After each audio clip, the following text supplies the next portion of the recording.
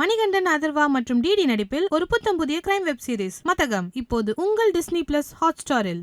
Visit India's first underwater tunnel aquarium at VGP Marine Kingdom, Chennai. வணக்கம் sir. வணக்கம். எப்படி இருக்கீங்க? நல்லா இருக்கு சார். இப்போ ஜெயிலர் ஒரு பெரிய சக்ஸஸாக போயிட்டு இருக்கு. இப்போ கூட சக்ஸஸ் மீட்லாம் வச்சிருக்காங்க.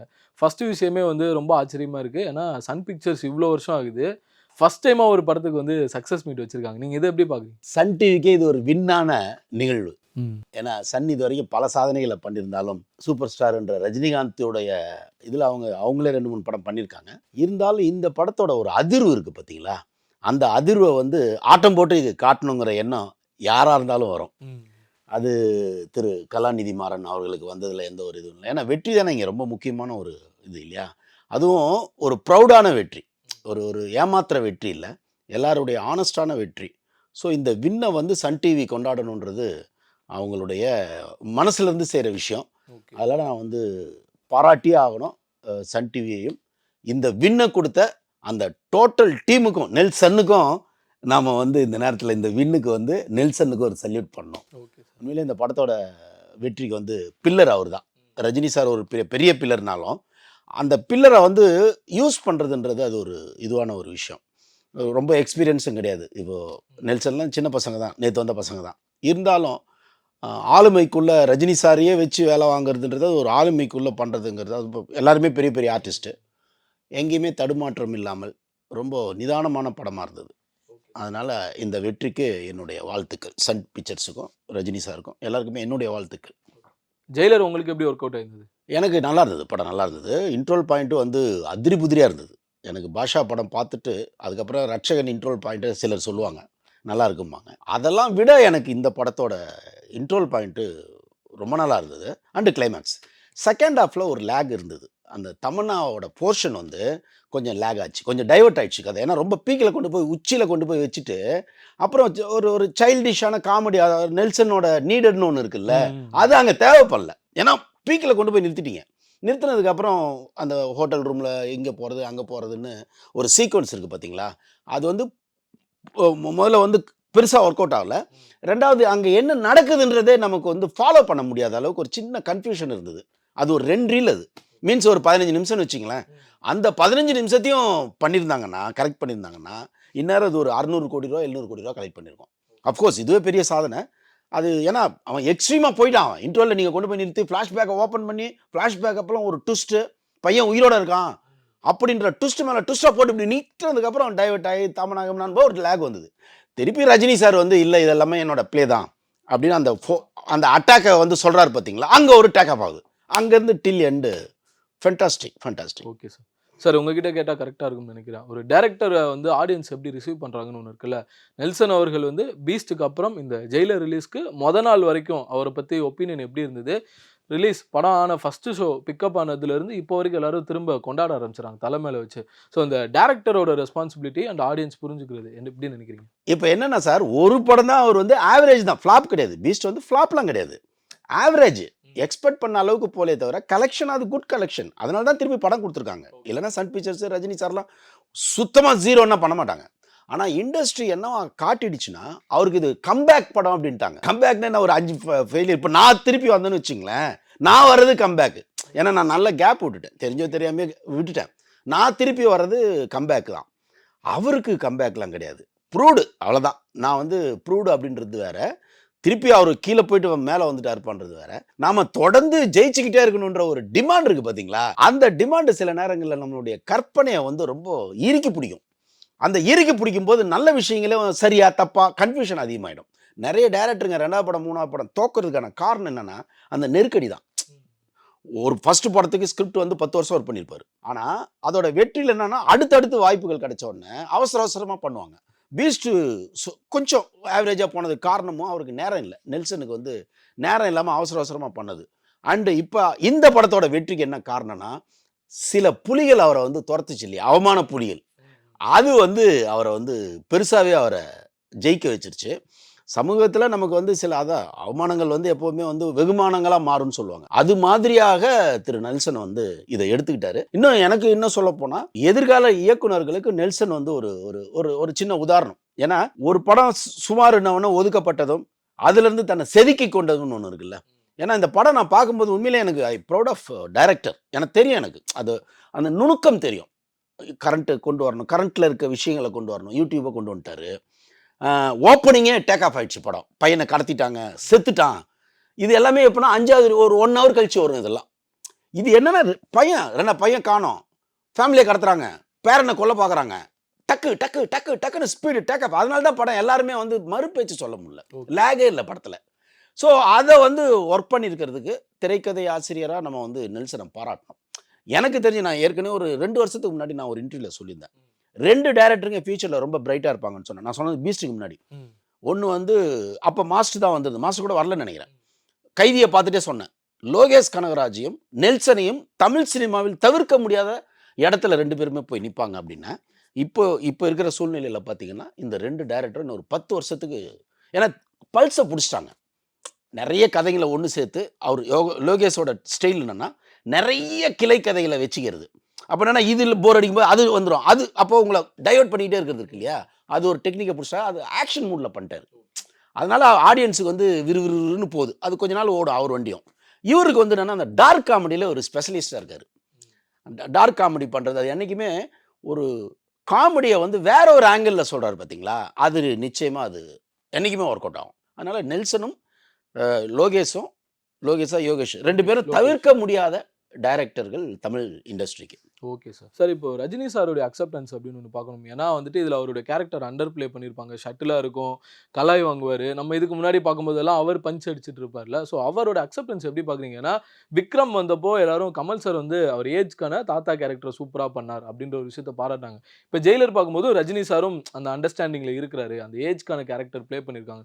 ஸோ அவரோட அந்த ஒரு சேஞ்ச் எப்படி பார்க்குறீங்க சார்? 6ல் இருந்து 60 வரைன்னு ஒரு படம் ரஜினி சார். அதுலேயே நீங்கள் பார்த்தீங்கன்னா ஒரு செகண்ட் ஹாஃப்லாம் பார்த்தீங்கன்னா ஓல்டு கெட்டப் தான் பண்ணியிருப்பார். ஒரு கிட்டத்தட்ட ஒரு செகண்ட் ஹாஃப்லேயே ஒரு வயசாகி எவ்வளோ பிரச்சனைகளை ஃபேஸ் பண்ணுறதுன்னு. அதனால் ஒரு கேரக்டருக்காக தன்னை வந்து ஒப்படைக்கிறதுன்னு இருக்கு இல்லையா, அதை வந்து ரஜினி அன்னிலேருந்தே பண்ணிட்டு இருந்திருக்காரு. இப்போ ஒன்றும் புதுசாக பண்ணல, ஒப்படைப்பது அப்படின்னு.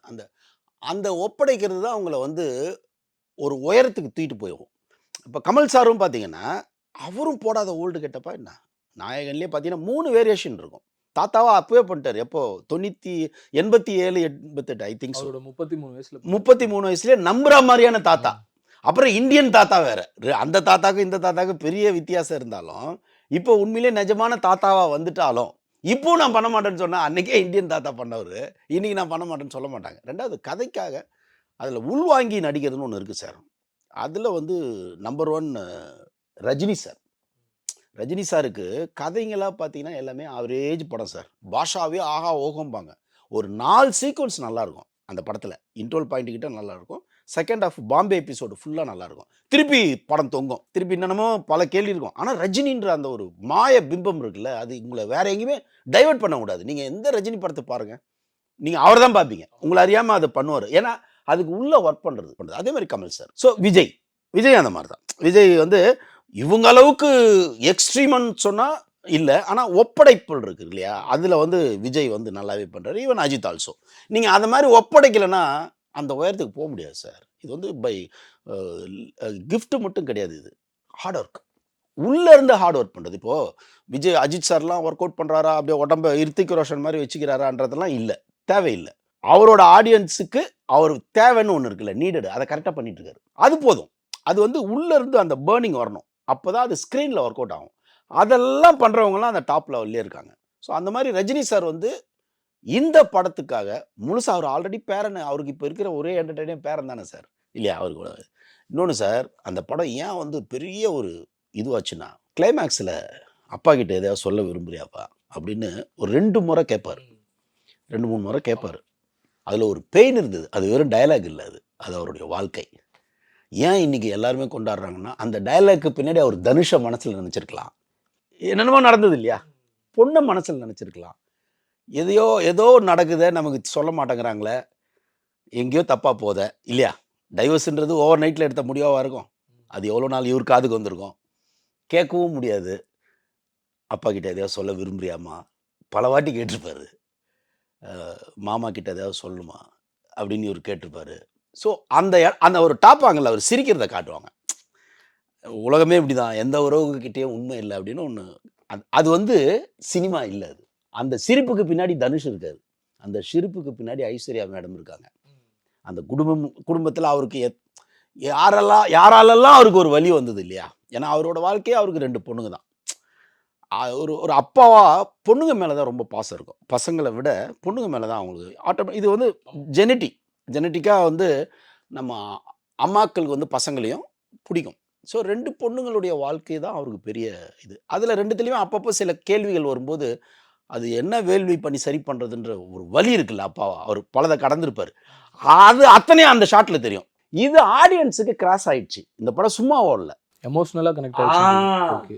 எமோஷனலாக கரெக்ட் ஆகி அவர் அதுக்கு நடிக்கலாங்க. வாழ்ந்துட்டாரு. அதனால தான் நீங்கள் கொஞ்சம் முன்ன பின்ன எப்படி படம் இருந்தாலும், அவன் முழுசா அந்த படத்தை தூக்கிட்டு வெளியே வரான் பார்த்தீங்களா? ஒவ்வொரு ஆடியன்ஸும் they are caring the film. வெளியே வரும்போது அவனுக்கு அதை பற்றி ப்ளூ சட்டை மாற மாதிரியான சின்ன ஆட்கள் வந்து தப்பான ஆட்கள். நான் அடுத்து வரேன் நான். ஸோ அந்த படத்தில் அந்த ரஜினி சார் அந்த எமோஷனல் இருக்குது பார்த்தீங்களா? அதுதான் வந்து அந்த படத்துக்கு மணிமகுடம். ஏன்னா பையனை கொல்லணுன்றது ரொம்ப திடீர் ட்விஸ்ட் அது. இப்போது தங்கப்பதக்கம்னு ஒரு படம். அதில் பிகினிங்ல இருந்தே பையனை வில்லனா கொண்டு வந்து கிளைமேக்ஸில் கொல்ல வேண்டிய ஒரு நிர்பந்தத்தை கொண்டு வந்து நிறுத்துவாங்க. இது அப்படி கிடையாது. அவன் காணுன்னு சொல்லி தான் இவர் தேடிக்கிட்டே இருக்காரு, ட்ராவலே பண்ணிட்டு இருக்காரு.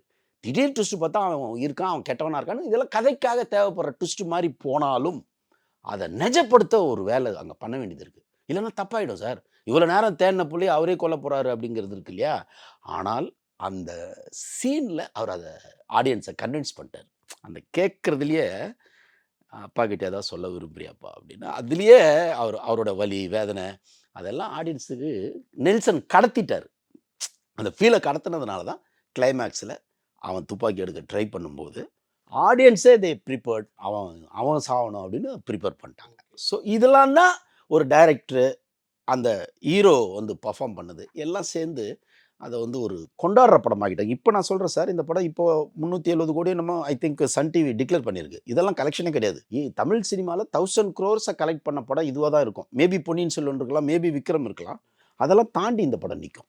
ஏன்னா விக்ரம் படத்தை விட இதில் ஒரு லைஃப் இருந்தது. அது கூட என்ன நடக்குன்னு சில நேரங்களில் புரியாது. விக்ரம் அப்படியே கூட்டி கழிச்சு புரிஞ்சுக்கிட்டோம். ஓ அது இதுன்னு கூட்டி கழிச்சு தான் நம்ம புரிஞ்சுக்கிட்டோம். இது அப்படி இல்லை, ஒரு த்ரோ ஈஸியாக இருக்குது. அதே மாதிரி பொன்னியின் செல்வனில் 1008 கேள்வி இருந்தாலும் அதில் ஆர்டிஸ்ட்டுங்க நிறைய வந்துக்கிட்டே இருந்து உங்கள் கொடுத்த காசை அவங்க அதில் கழிச்சிக்கிட்டாங்க. சரி அவர் வர்றாரு, அவருக்கு ஒரு 10 ரூபா களி, இவர் வர்றாரு, இவருக்கு ஒரு 20 ரூபா களி, அப்படியே கழிச்சு தான் பொன்னியின் செல்வனை பார்த்து பரவாயில்லப்பா இவ்வளோ பேர் வந்திருக்கிறாங்க, இவ்வளோ பேரை வச்சு மேய்ச்சிருக்காரு பரவாயில்லன்னு தான் அந்த படம் பார்த்தாங்களே தவிர பொன்னியின் செல்வனில் 3 சீன் தான் நல்ல சீனு. 3 சீனு அந்த த்ரிஷாவும் கார்த்தியும் அந்த ஷிப் போட்டில் பேசுவாங்க. அது இன்ட்ரோல் பாயிண்டில் விக்ரம் வந்து அந்த வெறியாய் கத்துவார், அது ஒரு சூப்பர் சீனு. அப்புறம் ஐஸ்வர்யா ராய் கிட்ட கார்த்தி பேசுவார் ஒரு சீனு, அவரோட அழகை பற்றி பேசுவார். இது 3 தான் அந்த படத்தில் உருப்படியான சீனு அண்டு கிளைமேக்ஸ். இதை நான் ரவிவர்மா கிட்டே சொல்லி மணிரத்னத்துக்கிட்ட சொல்லுங்கன்னு சொன்னேன். ரவிவர்மா என் ஃப்ரெண்டு தான். இது 4 தாங்க அந்த படம். ஆனால் உங்கள் ஹார்ட் ஒர்க்கை மக்கள் புரிஞ்சுக்கிட்டாங்க. அதனால் அந்த படம் வந்து அப்ரிஷியேட் பண்ணாங்களே தவிர பெரிய கொண்டாடுற படம்லாம் அது கிடையாது. ஆனால் இது அப்படி இல்லை. ஜெயிலர் அப்படி இல்லை. ஜெயிலரில் வந்து ஒரு மெனக்கடல் இருக்குது. இவங்களுக்கு இது பண்ணாதான்ப்பா கரெக்டாக இருக்குன்றது. அப்புறம் அந்த வில்லனோட சாய்ஸு அதில் ஒரு பெரிய எனக்கு ஒரு டைரக்டராக எனக்கு ஒன்று தப்புன்னா தோணுச்சுன்னா, ஒரு லுங்கி கட்டிட்டு ஒரு பக்கா லோக்கலாக சுற்றிட்டு இருந்த கேரக்டர் திடீர்னு பார்த்தா மணிமகுடத்துக்கு ஆசைப்படுறான்றது, ஒரு கிரீடத்தை ஆசைப்படுறான்ற கேரக்டரே இருக்கு இல்லைங்களா? அவனோட பாடி லாங்குவேஜே வேறையாக இருக்கும். அந்த படத்தில் வில்லனோட பெரிய மோட்டிவேஷனே என்ன, அந்த கிரீடத்தை அப்படியே சுட்டி நான் அப்படியே இருக்கணுன்றான் இல்லையா? அதுக்கான எந்த பாடி லாங்குவேஜும் அதுக்கு முன்னாடி வரைக்குமே இருக்காது. திடீர்னு வந்தது. ஆனால் அது அவன் ஆசை இல்லை, பையனோட ஆசைன்னு சொல்ல வராங்க. ஆனால் சரியாக புரியல. அது வில்லனோட ஆசையாக தான் கன்வெர்ட் ஆயிருக்கு. அது எனக்கு கொஞ்சம் இடிச்சுது. என்னடா இவன் இவ்வளோ பக்கா லோக்கலாக இருந்துக்கிட்டு இவனுக்கு அதுக்கு மேலே ஆசையாக இருக்கான்னு திடீர்னு ஒன்று சொல்கிறாங்களே, இதுக்கு பதில் வேறு ஏதாவது சொல்லியிருக்கலாமே. இப்போது வந்து எலிசபெத் மகாராணியோட இதில் வந்து அந்த டைமண்ட் இருக்கிறத சொல்லுவாங்க. நம்மளுடைய கோகினூர் டைரம் அந்த அம்மா கிட்ட இருக்குது அப்படின்னு சொல்லுவாங்க. ஸோ அது மாதிரி ஒன்று இங்கே இருக்குது, எனக்கு அது வேணும்னு சொல்லியிருந்தா வேல்யூவான பொருள்னு சொல்லியிருக்கலாம். ஆனால் இது என்னோட கனவு, அதை தலையில் வச்சு நான் அப்படியே ஃபீல் பண்ணுறேன்னு பண்ணுவான்ல, அதுக்கான பாடி லாங்குவேஜ் கிடையாது. இதெல்லாம் தான் நுணுக்கமான இயக்கம். நான் பார்க்கும்போது ஃபீல் ஆனது. பட் அதெல்லாம் ஆடியன்ஸ் இதெல்லாம் வந்து டைரெக்டாக நம்ம நோண்டி பார்த்துட்டு இருக்கிறது. ஆடியன்ஸ் அதெல்லாம் பார்க்க மாட்டோம். ஆடியன்ஸு கிளைமேக்ஸில் அப்பா கிட்ட எதையாவது சொல்ல விரும்புறியாப்பா, அவ்வளோதான். சார் இந்த ஏஜ்ல அவருடைய ஸ்கிரீன் பிரசன்ஸ் அப்படின்றதே ஒரு மேஜிக் தான். கிட்டத்தட்ட அதுதான் படத்தை ஃபுல்லா கட்டி போட்டிருந்தது. அந்த எஃபெக்ட் எப்படி பார்க்குறீங்க? இந்த வெற்றி அவருக்கு எவ்வளோ உற்சாகமா இருக்கும்னு நினைக்கிறீங்க? ஏன்னா ப்ரீவியஸா அவருடைய 2 படங்கள் கொஞ்சம் சரியா போல. இந்த படம் ஒரு எவ்வளோ உற்சாகமாக்கியிருக்கும்? அவருக்கு பெரிய டானிக் சார் இது. அவருக்கு வந்து எப்படி சொல்றதுன்னா, அந்த ஏஜுக்கு வந்து ஒரு பேரன் தான் வரன். அந்த ஏஜுக்கு பேரன் பேத்தின்றது தான் அது. ஆனா, என் பேர நான் காப்பாத்துற மாரி திருப்பி நான் ஒண்ணு அடிக்கிறேன்றதுல அது எல்லாருக்கும் கிடைக்காது. பேரன்களால சம்பாதிக்கிற பாக்கியன்றது தான் அந்த வயசு. ஆனா, என் பேரால நான் திருப்பி நான் வந்து இத்தனை கோடி மக்கள மகிழ்விச்சு, இத்தனை கோடி பேர ஆட்டம் போட வைக்கிறார்ல, உலகம் பூரா. அது ஒரு தமிழனுக்கே பெருமை. ரஜினிகாந்த்ன்ற அந்த சொல் இருக்கு பார்த்தீங்களா? அது தமிழுக்கான பெருமை அது. வெறும் அவரு நடிகன் கிடையாது. அப்படிப்பட்ட ஒரு நபருக்கு கடைசி 2, 3 வருஷமா பெரிய சோதனைகள கிராஸ் பண்ணி வந்தாரு. அரசியல் வர எல்லாரும் எதிர்பார்த்து, கடைசி நேரத்தில வர முடியாத ஒரு சூழ்நிலையில அவர் எவ்வளோ வலிச்சிருக்கும். சி இறைவன் உங்கள பார்த்துக்கிட்டே இருக்காரு. கமலஹாசனுக்கும், ரஜினிகாந்துக்கும் குடுக்கப்பட்ட வெற்றி இருக்குல்ல, இறைவனா இயற்கையா குடுத்த வெற்றி. உங்களோட படம்லாம் விட்டுருங்க. இதோட அப்பா டக்கர் படம்லாம் எவ்வளவோ படங்கள் வந்திருக்கு. ஒரு கமலஹாசன் என்பவர் 35 வருஷமா இந்த சினிமால அவர் கேரியர் ஸ்டார்ட் ஆகி 40, 45 வருஷம். 64 இயர்ஸ் கம்ப்ளீட் பண்ணிருக்காரு. கம்ப்ளீட்டு. நான் சொல்றது நடிகரா ஒரு 40, 45 வருஷம். கமல் சாருக்கு அந்த சமகாலம். அவருக்கு அபூர்வ சகோதரர்களுக்கு அப்புறம் ஒரு பெரிய வெற்றியே, முரட்டு வெற்றியே கிடையாது. தேவர் மகன் ஓடும். எப்படின்னா ஃபர்ஸ்ட் ஹாஃப் பரவாயில்ல, செகண்ட் ஹாஃப் லேக், ஏதோ ஒன்று சொல்லிட்டே இருப்பாங்க. வேட்டையாடு விளையாடு புரியல, பரவாயில்ல, சாங் ஓகே. எடுத்தவொடனே கிழிக்கிறதுன்னு ஒன்று இருக்கு இல்லைங்களா? அது அபூர்வ சகோதரர்கள் தான் நடந்தது. அதுக்கப்புறம் 35 வருஷத்துக்கு அப்புறம் அவருக்கு இந்த ஹிட்டு. என்ன காரணம் தெரியுங்களா? கமலுடைய அத்தனை வருஷ காத்திருப்பு, அத்தனை வருஷ தவம், அதெல்லாம் சேர்ந்து தான் இவ்வளோ பெரிய வெற்றியை விற்கிறதுக்கு தருது. அது மாதிரி ரஜினி சாருக்கு இந்த கடந்த 2 வருஷமா பெரிய அடி மேல அடி, வலி. அது வெளியே தெரியாது. வெளியே இப்போ ஒரு சிலர்லாம் வந்து அதை எக்ஸ்போஸ் பண்ணிடுவாங்க. அவரோட மெச்சூரிட்டிக்கு எனக்கு தெரிஞ்சு அவர் யார்ட்டையும் சொல்லவும் மாட்டார்னு நினைக்கிறேன். ஏன்னா அந்த ஒரு மெச்சூரிட்டி லெவல். அதில் பார்த்தீங்கன்னா அரசியல் போச்சு, அண்ணாத்துன்றது, அதெல்லாம் இல்லாமல் சூப்பர் ஸ்டார் பட்டத்தை வந்து ஒரு ரவுண்டு கட்டி பிடுங்க பார்த்தது இருக்குதுல்ல, தட்டி பூவை பறிக்கிறது இருக்குல்ல, அது வந்து என்னடா இதுலேயும் நம்மளை வந்து காயப்படுத்துகிறாங்களே, காயடிக்கிறாங்களேன்றது அவருக்கு ரொம்ப ஒரு இதுவாக இருந்திருக்கும். அப்படிப்பட்டவர் அந்த நீங்கள் கிளைமேக்ஸில் அந்த சேரில் உட்காந்து அந்த சுருட்டை போட்டு பண்ணுறாரு பாருங்க, அதில் தெரியுங்க நான் இந்த படம் வெற்றிடான்னு. நீங்கள் அந்த ஷாட்டை மட்டும் பாருங்கள். ரஜினியோட 48 வருஷம் ஆளுமை அந்த ஷாட்டில் தெரியும். அந்த காலை தூக்கி போட்டு அப்படியே நிதானமாக பாருங்க, அந்த 48 வருஷ பிரம்மாண்டம் தெரியும் அவர்கிட்ட. நின்று அந்த தூக்கி அந்த அக்குபனமும் டயலாக் சொல்லி உக்கும்னு சொல்லி அந்த சிகரெட்டை போட்டு அந்த இது பண்ணி அந்த சீக்வன்ஸே இருக்குது பார்த்தீங்களா? 3வது ஒருத்தன் வந்திருப்பானன்ற அந்த மொத்தம் இருக்குது பாருங்க, ஆளுமை தெரியும். 48 வருஷம் ஆளுமை தெரியும். அது வந்து உள்ளேருந்து ப்ரேயரில் வர்றது. ரஜினியில் பயங்கர ஒவ்வொரு ஷாட்டுக்கு அவர் ப்ரே பண்ணுவார். சும்மாலாம் வந்து ரெடி டைலாக் கொடுங்க, ரெடி ஆக்ஷன் அப்படி இல்லை. அது என்ன பண்ணால் என்றைக்குமே நீ போய் நிற்கும் அப்படின்னு ஒர்க் பண்ணுறவர். அப்படி ஒர்க் பண்ணுறவருக்கு இந்த வெற்றி ஒரு அருமையான வெற்றி தான். அவரை மகிழ்விச்சு மருந்து தடவுற வெற்றி தான். அவருடைய மனசுக்கு ஒரு மருந்து தடவணும்ல, அது காலம் செய்யும். நம்ம என்னதான் காயப்படுத்தினாலும் காலம் நம்ம எல்லாரையுமே பார்த்துக்கிட்டு இருக்கு. அதில் ரஜினியோட பெருந்தன்மை, பொறுத்துக்கிறது, பொறுமை, இதுக்கெல்லாம் ஏதாவது கொடுக்கணுமேனு கொடுக்கப்பட்ட வெற்றி தான். எனக்கு என்னமோ இனிமே தான் அவரோட ஆட்டமே ஸ்டார்ட் ஆகுமோன்னு எனக்கு தோணுது. ஓகே. இனிமே தான் அவர் ஆட்டமே. நான் சொல்கிறது எல்லா வகையிலையும், ஈவன் அரசியல். ஏன்னா இப்போ ஒரு இது வந்திருக்கோம்ல, நம்ம தான் தப்பாக பண்ணிட்டோமோ, அவசரப்பட்டு வேணான்ட்டோமோன்னு இப்போ தோணிடும். இப்போ கூட அவர் ஒரு முடிவு எடுக்கலாம். யாரும் எடுக்கக்கூடாது, எடுத்தால் கேவலம்லாம் கிடையாது. அப்படி கேவலமாக இருந்தால் அந்த படத்தை இந்த அளவுக்கு மக்கள் பார்க்க மாட்டாங்க. அவரை ரசிக்கிறாங்க, லவ் பண்ணுறாங்க. பொம்பளைங்கலாம் என்னங்க அப்படி ஒரு கிரேஸில் இருக்காங்க. அது வந்து it is not a actor and audience, அந்த ஒரு ரிலேஷன் இல்லை. அதை தாண்டின ஒரு வைப்ரேஷன் அது. அந்த வைப்ரேஷன் அவங்க என்றைக்கு வேணால் அவங்க வந்து மக்களால் ஏற்றுக்கொள்ளப்படுவார்கள். அதை ரஜினி சாரே நம்பணும். நம்பி ஏதாவது ஒன்று அவர் செஞ்சார்னா தமிழக மக்கள் என்றைக்குமே அவரை வந்து செலிப்ரேட் பண்ண ஆசைப்படுறாங்க. அவர் தான் ஓடி ஓடி போகிறாரு செலிப்ரேஷன் வேணான்னு. இந்த படத்தில் செலிப்ரேஷனை தந்து இன்னும் நீங்கள் எங்கள் இதயத்தில் இருக்கீங்க, புரிஞ்சுங்க, கேமை ஆரம்பிங்கன்னு சொல்கிறதா தான். ஜெயிலர் வெற்றி ஒரு திரை வெற்றி இல்லை. அது ரஜினிக்கு இன்டைரக்டாக உங்கள் மேலே எங்களுக்கு இன்னும் காதல் இருக்கிறது, இந்த காதலுக்கு நீங்கள் எதையாவது செய்யுங்க அப்படின்னு சொல்கிற வெற்றி. இதை ரஜினி புரிஞ்சிருப்பார், இமயமலையில் தியானம் பண்ணி புரிஞ்சிருப்பார் நான் நம்புகிறேன். அந்த படம் மேலே இருக்கக்கூடிய சில நெகட்டிவிட்டிஸும் சரி, நீங்களும் ப்ளூ சட்டை மாறன் அவர்கள் பற்றி பேசுகிறேன் லாஸ்ட்டில் வரேன். நீங்கள் என்ன விஷயம்? ப்ளூ சட்டை மாறன் வந்து சார் தமிழ் சினிமாவோட ஒரு என்னை கேட்டால் இம்மீடியட்டாக அழிக்கப்பட வேண்டிய ஒரு ஆள். இப்போ நான் சொல்கிறேன் சார், இந்த படம் 375 கோடி ரூபா கலெக்ஷன்னா கிட்டத்தட்ட ஒரு 50 லட்சம் பேர் பார்த்துருப்பாங்கன்னு சும்மா ஒரு உதாரணத்துக்கு வச்சுக்குவோம். இந்த 50 லட்சம் பேரும் படம் பார்த்து ரசிச்சிருக்காங்க. ஒருத்தர் தப்பா சொல்றாரு. இப்போ அப்போ 50 லட்சம் பேர் தப்பா? இல்ல. இப்போ ரஜினி சார் படம்ன்றதுனால இந்த ப்ளூ சட்டை மாறனை தூக்கி போட்டு எல்லாம் தியேட்டருக்கு வந்துட்டாங்க. இப்போ ஒரு சின்ன படமா இருந்து இவன் இந்த மாதிரி டேமேஜ் பண்ணா என்ன சார் ஆகும்? எத்தனை நல்ல படத்தை இவங்க எடுத்திருப்பான். என்னோட கோவம் என்னன்னா, நான் வந்து ப்ரொடியூசர் கவுன்சிலில் ஈசி மெம்பராக இருந்தேன் விஷால் பீரியடில். இவனை தேடினேன் நான். எப்போனா விசுவாசத்துக்கு அப்போ நான் ஹைதராபாத்தில் இருக்கேன். அப்போ ஃபர்ஸ்ட் ஷோவே காலி பண்ணிட்டாங்க சார். அவ்வளோ ஒரு பேடு இது சார். மதன் வந்து ஒரு ஆனந்த விடனில் மதன் ஒரு இன்டர்வியூ பண்ணுவாருங்க. எஜுகேட் பண்ணுவார். ஒரு படம் பார்ப்பாரு. அந்த படத்தில் நிறை குறைகளை சொல்லுவார். சொல்லிட்டு இதை நீங்கள் இப்படி பண்ணியிருக்கலாம், இதை வந்து ஆல்ரெடி அந்த படத்தில் பண்ணிட்டாங்க, நீங்கள் இப்படி பண்ணியிருக்கணும், இது உங்கள் தப்பு. இதுதான் வந்து விமர்சனம். நீ வந்து காலங்காத்தால போய் எவன் கூடிய கெடுக்கலான்னு. ஏன்னா இவங்கெல்லாம் சினிமாவில் ட்ரை பண்ணி சினிமாவை திட்டுற அத்தனை பேருமே சினிமாவில் ட்ரை பண்ணி கிடைக்காதவங்க சார். நல்லா தெரிஞ்சுங்க சார். அது மாதிரி ப்ளூ சட்டை மாறன் வந்து திட்டம் போட்டு அந்த படத்தை காலி பண்ணணும்னு யாருக்கிட்டயோ காசு வாங்கி பண்ணியிருக்காப்புல. அது நல்லா தெரியுது. இல்லைன்னா அவ்வளோ டேமேஜ் பண்ண வேண்டிய படம் இல்லை சார் அது. நமக்கும் தெரியல. ஆனால் அதை நம்ம இப்படி உட்காந்து பேசிட்டு இருந்தோமா? மக்கள் கொண்டாடினாங்களா? அப்போ அங்கே ஏதோ தப்பு இருந்திருக்கு, அது போயிடுச்சு. இப்படி கொண்டாடுற ஒரு படத்தை நீ வந்து பண்ணுறனா ஒன்று நீ 2 தான். ஒன்று காசு வாங்கியிருக்கணும், இல்லைன்னா இதன் மூலமாக எல்லாரையும் கவனிக்க வைக்கிறதுன்னு ஒன்று இருக்கணும். கவனிச்சா எவ்வளோ பெரிய ஆள்பா அவர் ரஜினியை பண்ணிட்டாருன்னு. அது கிடையாது. ப்ளூ சட்டை மாறனோட வாழ்க்கை இதோட க்ளோஸ். ஏன்னா நான் கவுன்சிலில் இப்போ ஈசி மெம்பராக இப்போ இருக்கேன்.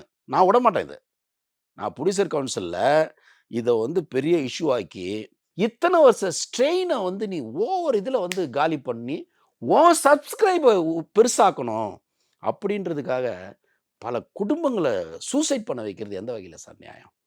நான் ஒரு தயாரிப்பாளர் சங்கத்தில் எனக்கு 480 பேர் ஓட்டு போட்டிருக்காங்க தயாரிப்பாளர். அதனால் நான் பேசுவேன். நம்மளோட லிமிட்டேஷன் என்னென்னா, படம் பார்க்குறோம், இந்தந்த தப்புகள் இருக்குது, இந்தந்த குறைகள் இருக்குது, இதை மீறி நீங்கள் போகிறதுனா உங்கள் சாய்ஸ்ன்னு சொல்லணும். இவ்வளோதான் நம்மளோட உரிமை சார். ப்ளூ சட்டை மாறன் முதலிடத்தில் இருப்பதால் அந்த முதலிடத்தில் இருக்கும் அந்த கருப்பு சினிமாவுக்கே வந்து அது ஒரு கரும்புள்ளி, நீல சட்டை போட்ட ஒரு கரும்புள்ளி.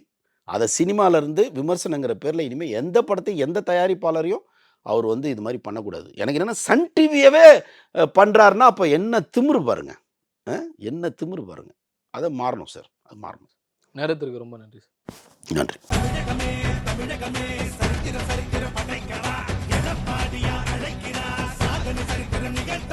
மணிகண்டன் அதர்வா மற்றும் டிடி நடிப்பில் ஒரு புத்தம் புதிய கிரைம் வெப் சீரிஸ் மதகம் இப்போது உங்கள் டிஸ்னி பிளஸ் ஹாட்ஸ்டாரில். Visit India's first underwater tunnel aquarium at VGP Marine Kingdom, Chennai.